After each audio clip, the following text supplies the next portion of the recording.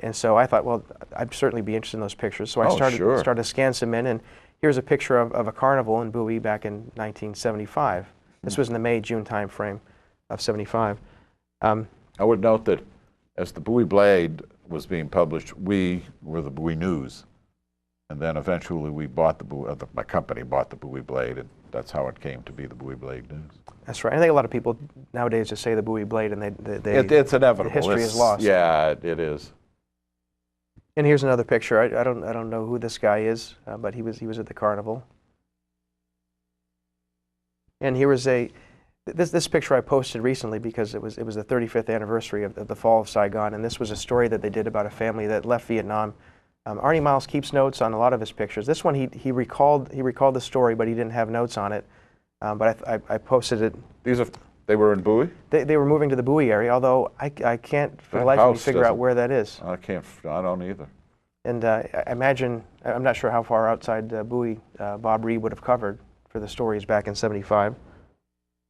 Well, he also covered New Carrollton for a while, so it could be up there, Seabrook. So it kind of looks like a early '70s contemporary style building there. Yeah.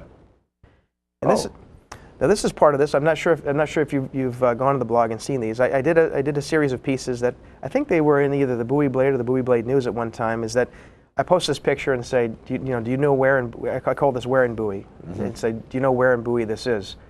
So I'm gonna test you on this one. Any thoughts on where in Bowie that picture was taken? I hate to admit it, I do not. This is actually from the stables. The stables.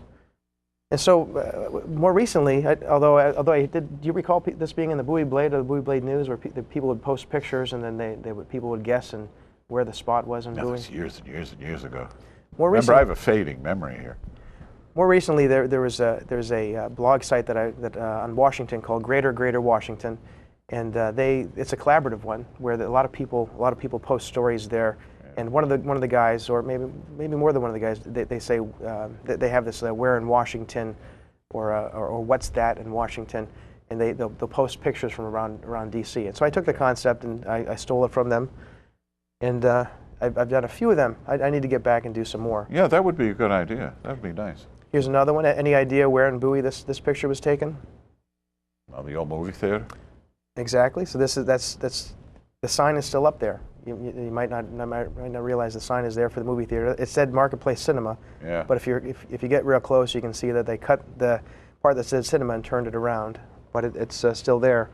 I tried to track when it closed, and as near as I can figure, it seemed to be in 2000, late 1999, early 2000. Here's another one. Any idea where that might be in Bowie? Looks like a sort of rural thing. I won't keep the suspense any longer. Yeah, please don't. This is actually the gazebo at Allen Pond Park. Oh, so okay. as you step back here, you can see that structure. Oh, yeah. Oh, not like I would have known that. Well, no, you get out for walks at Allen Pond Park. I don't go about the gazebo. And that's funny, Allen Pond Park. I noticed that Jackie Robinson the other day, she said, we're heading to Allen's Pond now, where the official name is Allen Pond Park. The locals all call it Allen's Pond. Sorry, Jackie, he said it, not me. Even myself, I used to call it Allen's Pond, but then when you write a story on it, then you kind of have a different. I call it Allen Pond. Do you? Yeah, I do. Inevitably. And here's another one. This one, if you didn't get Allen Pond Park, you're not going to get this one here. But this is actually some sort of tower or water tower off the WB&A trail. The WB&A trail that's behind the DAV over by the Berwyn Rod and Gun Club. Oh, okay. I've never been back there. So as you see, here's the paved trail. It used to be railroad tracks that ran through there years ago. Yeah. And you can see off in the distance, and just there's another view there. So that's all the pictures that I had. Oh, those were great. Boy, there's a lot of nostalgia in there. Some interesting things, and a lot of it is not necessarily. There's not really a lot of good photography in there, but I try to find things that people might find interesting, or the things that people might not. Well, I found it interesting, and I have an undeserved reputation as a curmudgeon. No, that's great. I think you're a real softie, actually. Oh, don't tell anybody that. Oh, now one thing, I know you and I were talking about this there's kind of some metrics that how do you know that your blog is doing well, and Yeah. certainly you can see on Blogger, which is it's a Google blog product that I use. You can see there's followers on there, and then on Facebook you have friends. Yeah. But to me, it's some of the real metric is around how many page visits or how many unique visitors you get. Right. And so even if somebody declares themselves a follower or a friend, it doesn't necessarily mean that they're going to read it. Or Oh, I'm sure more than the number of people who have clicked like on your blog page have been there. Sure, I'm sure they all like it a lot. But Yeah. but they probably, in all fairness to everybody, that there may not be things that they like, or some days there may be things they like. Some days there may not be things that they like. Yeah. And so the early on when I started, that my metric was comments. Like I put something up there, and I might get disappointed because there might not be anybody commenting or any exchange of thoughts on something up there. Yeah. But what I didn't realize is that because I really wasn't tracking what was going on the web, I didn't realize people were actually finding it and reading Right. it. It's just that not a lot of people necessarily comment. And starting in October, I added a counter to the blog. And although you can't see it on the blog, you used to see it on the old web pages back in the 90s. You'd say, oh, Right. 1 billion people had visited this page and so forth. But nowadays the counters are a little more sophisticated, and you know when they visited. You can actually know geography where they came from. You can know whether they came from Bowie or Greenbelt or Oh, wow. or Poland. Sometimes you get hits from Poland. But also what the counters give you is they actually show you if somebody used Google to get to your site, which today most people use Google to find my site. And they're not looking for my site, they're looking Yeah. for a piece of information, and they happen to come across the site. Right. And so with these counters, you can actually see, for the most part, I think people can turn it off, but for the majority of people it's turned on. You can actually see how people or what people Googled or searched to get to your site. Huh.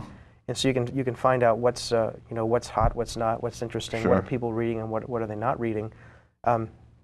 And it's kind of interesting, some of the things. Of course, if someone on Saturday all day long people were Googling Bowie Fest, and because I had something on Bowie Fest, I was getting I probably got 150 hits just on Bowie Fest alone, and that was my No kidding. that was my my biggest draw that day. Yeah. How big a draw was the parade?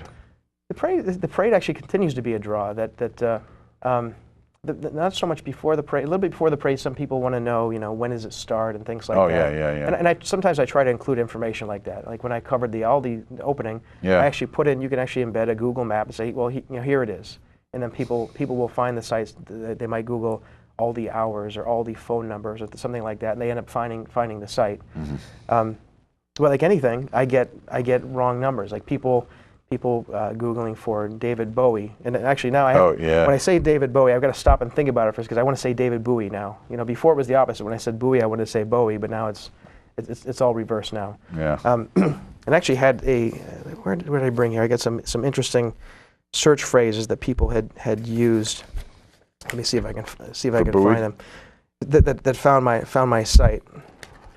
And by the way, I had recently I've been getting about 150 page hits a day, which is nice. And That is nice. About 80 unique visitors. So they measure unique visitors based on how they try to. If you visit the page, if you see multiple pages and you're coming from the same address, they know you are the same visitor.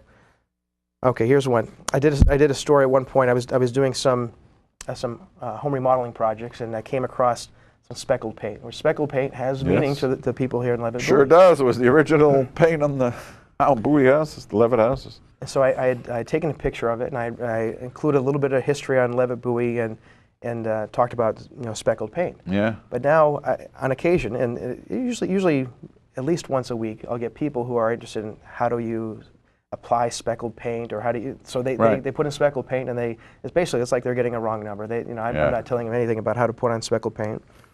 During the since I have items about Levittown and things like that, when I had some posts on the snow shoveling last year, someone said, "Need help shoveling snow in Levittown, New York," and they came across the blog. This one was a strange one. Yelled at for shoveling an old lady's driveway. Somehow they Googled that and came across my site. Well, that's bizarre. And then here's one. Compare price of turkey wings in Bowie grocery stores.